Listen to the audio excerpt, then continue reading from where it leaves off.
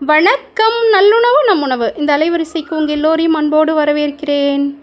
சமையல் பதிவோடு சேர்த்து எனக்கு தெரிந்த தமிழ் தகவல்கள் உங்கள் கூட பகிர்ந்துட்டு வர்றேன் இல்லையா. என்னுடைய மூளைக்கு எட்டுன சில தகவல்கள். இது முருங்கைக்கீரை சாம்பார். இன்றைக்கி முருங்கைக்கீரையை ஏன் நம்ம முருங்கைக்கீரைன்னு சொல்கிறோம்? அது நம்மளுடைய நரம்புகளை முறுக்கேற்றுவதால் அது முருங்கைக்கீரை. முருங்கு கூட்டல் ஐ என்றால் உயர்வுன்னு அர்த்தம். முருங்கைக்கீரை சாம்பார் வச்சுட்டு ராத்திரிக்கு வெறும் சாம்பாரை கொஞ்சம் எடுத்து வச்சுருக்கேன். இட்லியோ தோசையோ செஞ்சுக்கலான்னு. இது காலைக்கு கேழ்வரகு கூழாக காய்ச்சி வச்சுருக்கேன். ராத்திரி புளிக்க வச்சு காலையில் மோரோடு சேர்த்து வெறும் வயிற்றில் பசங்களுக்கு கொடுத்தா ரொம்பவுமே சத்தானது. அடுப்பெரிஞ்சிட்ருக்கு. இந்த பக்கம் கேழ்வரகில் கொழுக்கட்டையாக செய்யாமல் அடையாக தட்டி வச்சுருக்கேன். அப்படியே நம்ம ஒரு கத்தி போட்டு வெட்டி எடுத்து கொடுத்தா போதும். சாயங்காலம் வந்து பசங்க சாப்பிட்ருவாங்க. இப்போது கேழ்வரகு பெயர் காரணம் என்ன அப்படிங்கிறது பார்க்கலாம். கால்னா என்ன? கால்னா இருட்டு, காழ்ப்புணர்ச்சி அப்படின்லாம் சொல்கிறாங்க இல்லைங்களா.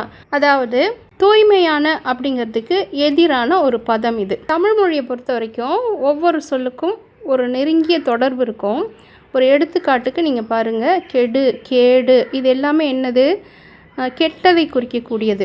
கெட்டவை என்பது இருள் அப்படின்னு இன்னொரு பொருளும் பெறுது.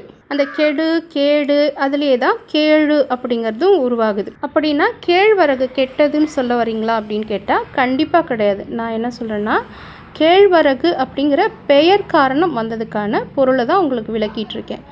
கருமையை குறித்த சொல் அப்படிங்கிறதுனால நம்மளுடைய தானியங்கள்லேயே மிகவும் கருப்பாக இருக்கக்கூடியது கேழ்வரகு.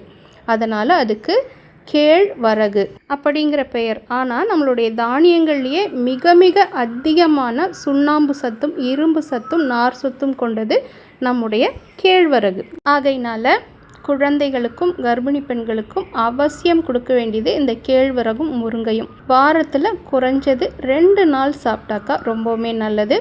அது தவிர்த்து என்ன போல் இரத்த சோகை உள்ளவங்களும் அவசியம் எடுத்துக்கொள்ள வேண்டிய உணவு இது. மீண்டும் ஒரு நல்லுணவோடும் நல்ல தகவலோடும் சந்திக்கிறேன். நன்றி.